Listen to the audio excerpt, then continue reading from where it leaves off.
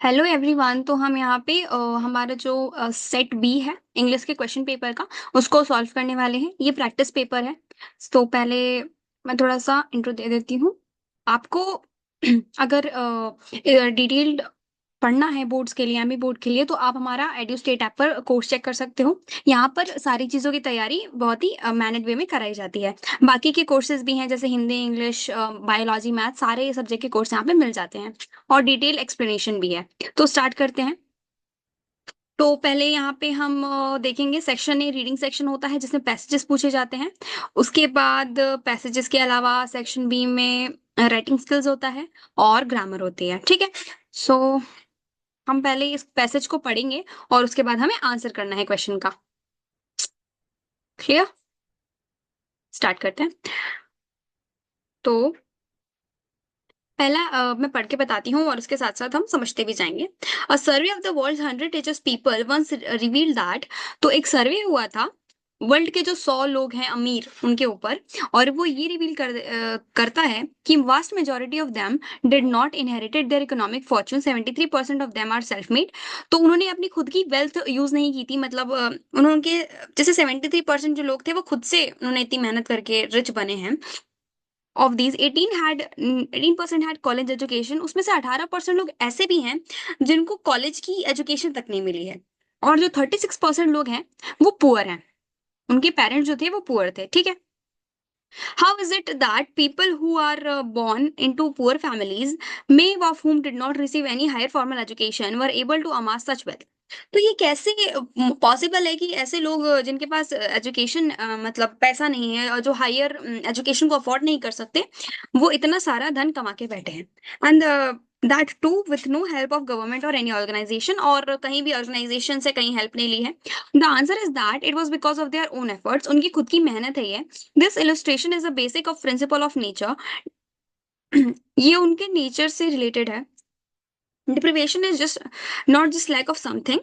जो डिप्रिवेशन होता है वो ऐसा नहीं होता कि किसी चीज की कमी है, rather it is the at the same time all poisonous or something else, a strength and incentive to overcome the sense of lack impelled by the law of nature itself. A person who considered himself to be deprived of the lack something develops a strength or urge to make an efforts and acquire. तो अगर किसी इंसान को कुछ चीज चाहिए होती है तो वो एफर्ट्स लगा के स्ट्रेंथ लगाकर पा सकता है। ठीक है। which he thinks he deprived or of or lacks, the inner urge keep him active. उसकी जो अंदर की जो डिजायर है, अर्ज है, वो उसे एक्टिव रखती है ताकि वो अपने गोल तक पहुंचे। टू सक्सीड इन एनीथिंग, किसी भी चीज में सक्सीड करने के लिए, सफलता पाने के लिए, it is not most just favourable external condition.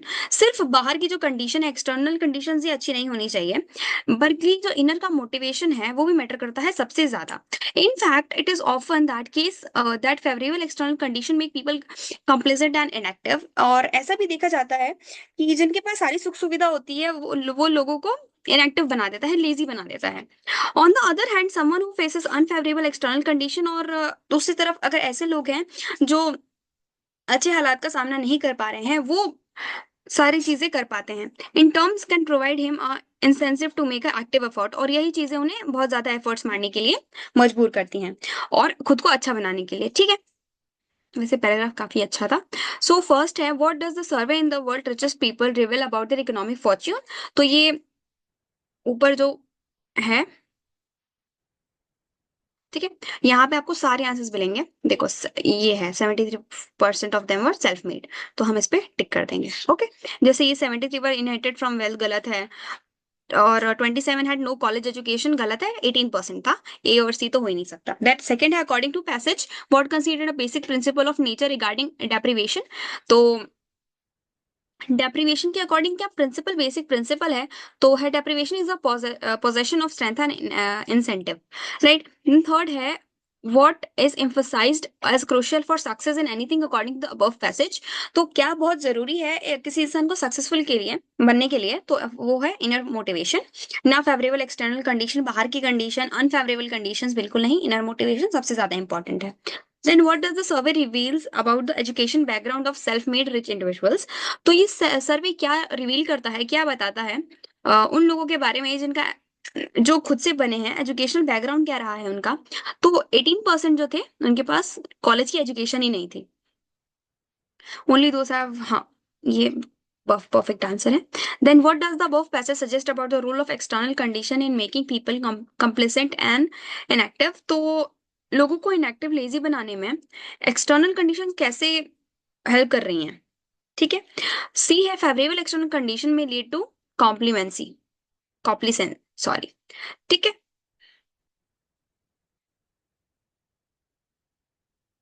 Then fourth है what is the main contrast presented in the text regarding success? तो सबसे मेन कॉन्ट्रास्ट क्या है इस पूरे में?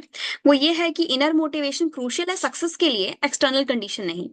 Then according to the next text, what does the inner urge of the person who consider themselves deprived led to? तो क्या inner urge होती है उन लोगों की, तो strength and efforts to acquire what is lacking, तो वो स्ट्रेंथ और एफर्ट लगाते हैं वो लेने के लिए जो उनके पास नहीं है।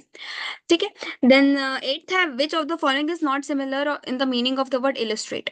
तो इलस्ट्रेट का मीनिंग आना चाहिए, ये यहाँ पे ऊपर नहीं मिलेगा। मॉडिफाई, मॉडिफाई का मतलब इलस्ट्रेट नहीं होता, सिमिलर नहीं है। Then which of the following is opposite of the meaning word lack? Lack मतलब कमी, अबंडेंस मतलब कोई भी चीज बहुत ज्यादा होना, तो यही ऑब्वियसली अपोजिट है। यहाँ पे अपोजिट की जगह लिख सकता है एंटोनिम्स, या फिर अगर सिमिलर लिखा हो तो it could be synonyms. Then which of the following is similar to the meaning of the word urge? Urge का मतलब डिजायर होता है, इच्छा। ठीक है, सिमिलर की जगह यहाँ सिनोनिम भी लिखा आ सकता है, आपको बेसिक ग्रामर आनी चाहिए। Then read the following passage carefully and हमें नोट्स बनाने हैं और सुटेबल टाइटल देना है, तो आपको इससे पढ़ना है और इसके नोट्स बना के अपने अकॉर्डिंग जो भी टाइटल सूट करे उसे। ठीक है, देन सेक्शन भी आता है राइटिंग सेक्शन, इसमें लेटर होता है, एडवर्टाइजमेंट, नोटिस, पोस्टर, सब कुछ। सो देख लेते हैं सारी चीजों को अच्छे से।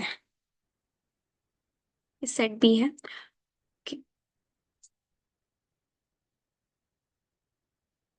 नोटिस देख लेते हैं पहले हम, सेट ए का है ये। हाँ, तो you are school captain of a government high secondary school, आप स्कूल कैप्टन हो इस स्कूल के। अगर इस स्कूल का नाम दिया है तो आपको स्कूल का नाम लिखना है। Right a notice for all other members of the student council, तो आपको नोटिस लिखना है जितने भी स्टूडेंट हैं आपके स्टूडेंट काउंसिल के, उनको, ताकि वो मीटिंग अटेंड करें एनुअल फंक्शन की प्रिपरेशन के लिए। समझा?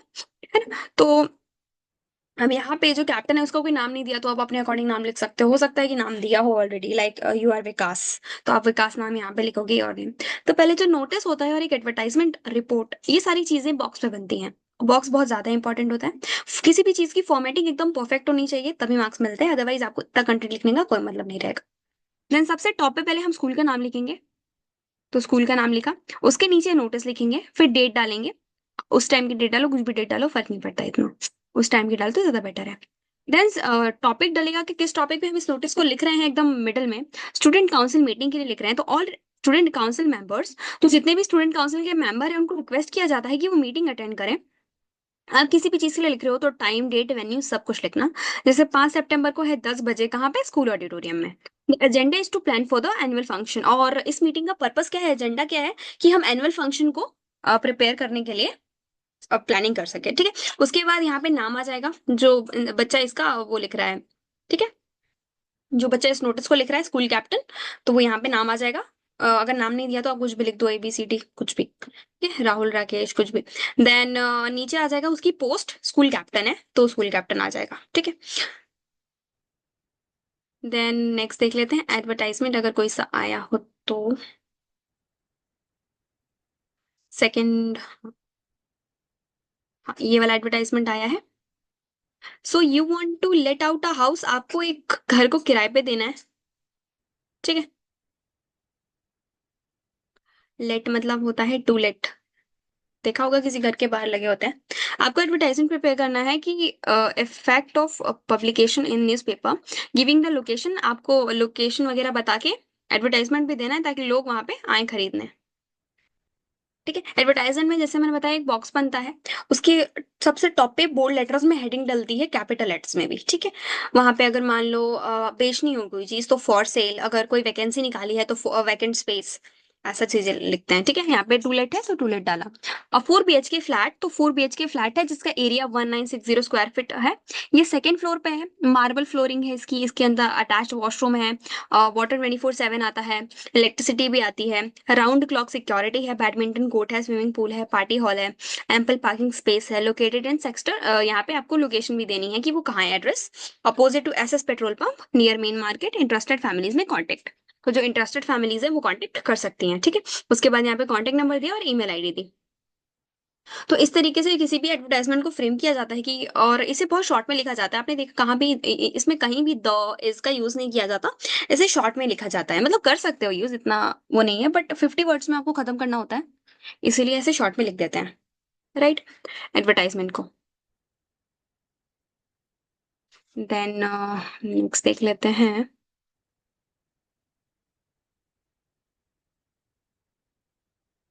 ऐसे, तो ये पैराग्राफ राइटिंग है, पैराग्राफ राइटिंग भी आती है एग्जाम में।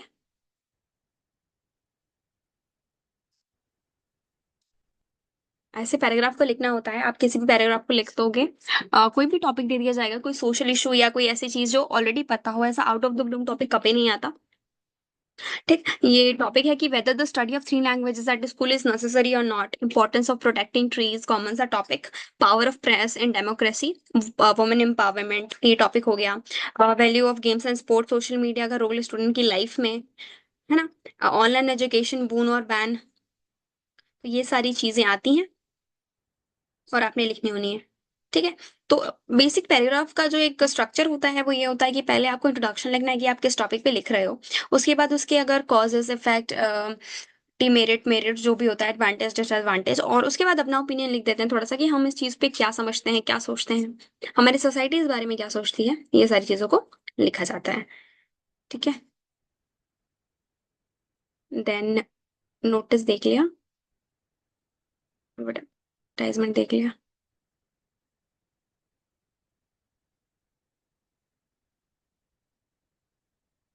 उसके बाद हम नेक्स्ट देख लेते हैं, नेक्स्ट टॉपिक्स, रिपोर्ट भी है, रिपोर्ट भी देख लेते हैं। हाँ, तो ये वाला रिपोर्ट है,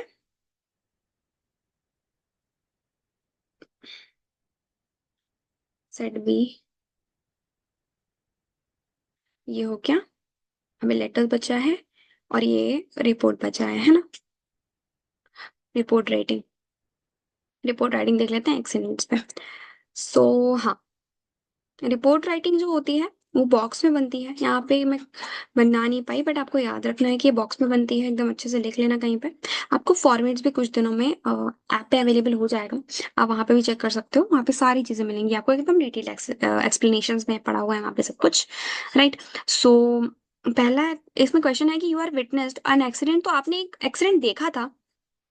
रिपोर्ट राइटिंग हमेशा पास्ट में लिखी जाती है, ठीक है, वॉज, दैट हैपेंड, ठीक है, ऐसे।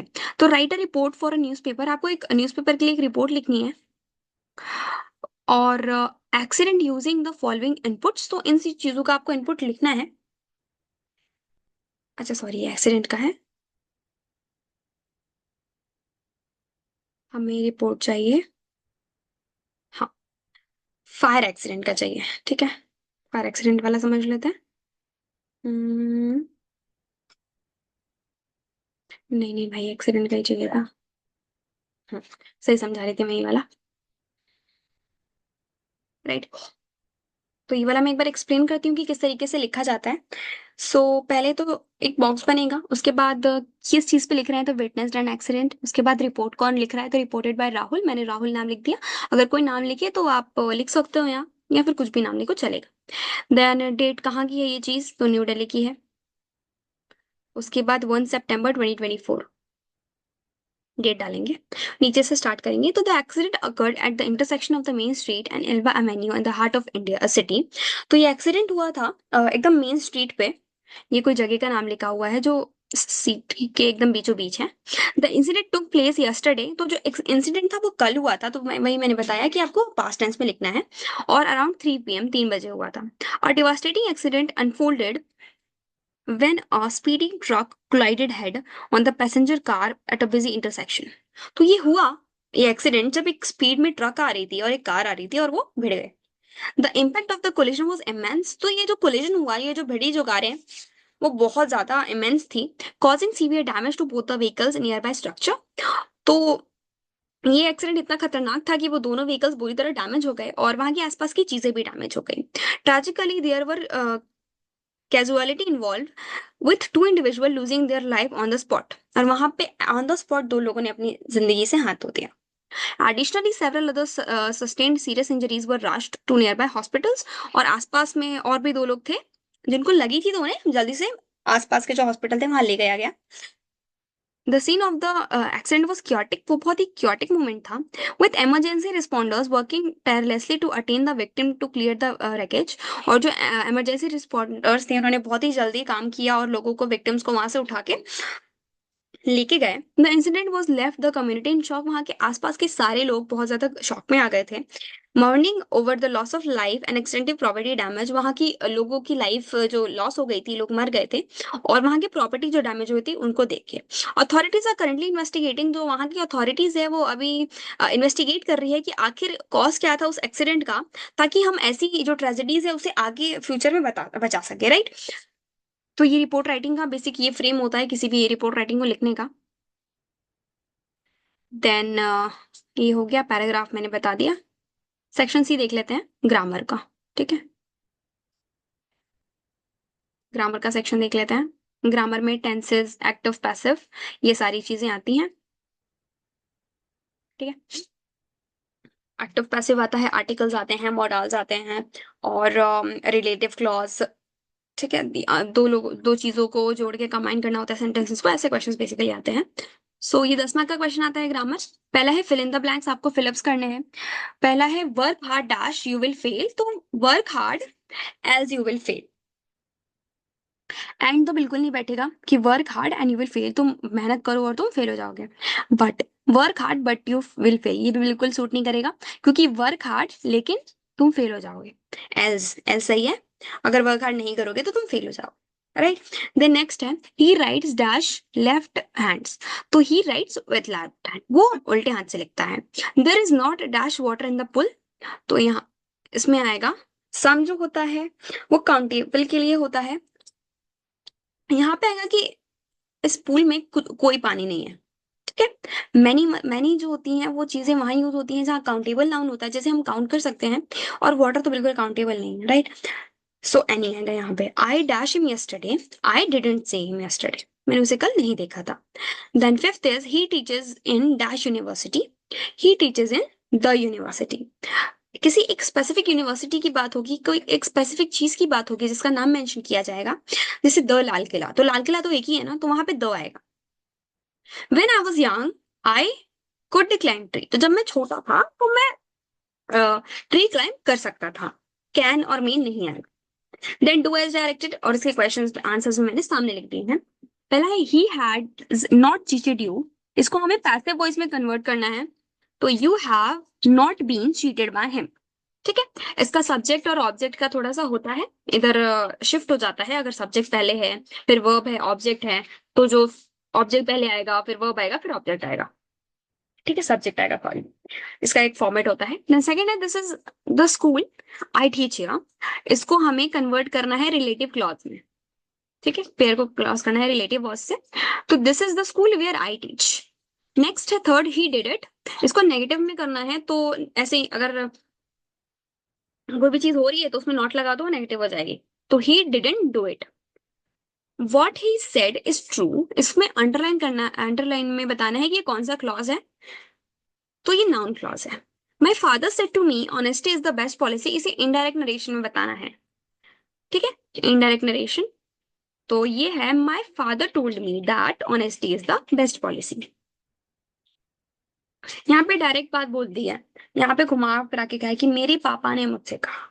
ठीक है, then as soon as the thief saw the police he ran away, ऐसे हमें नो सूनर और देन यूज करके नया सेंटेंस बनाना है, तो no sooner did the thief saw the police then he ran away, right. Then ये कुछ टेक्स्ट बुक के क्वेश्चंस आते हैं, इनको भी देख लेते हैं।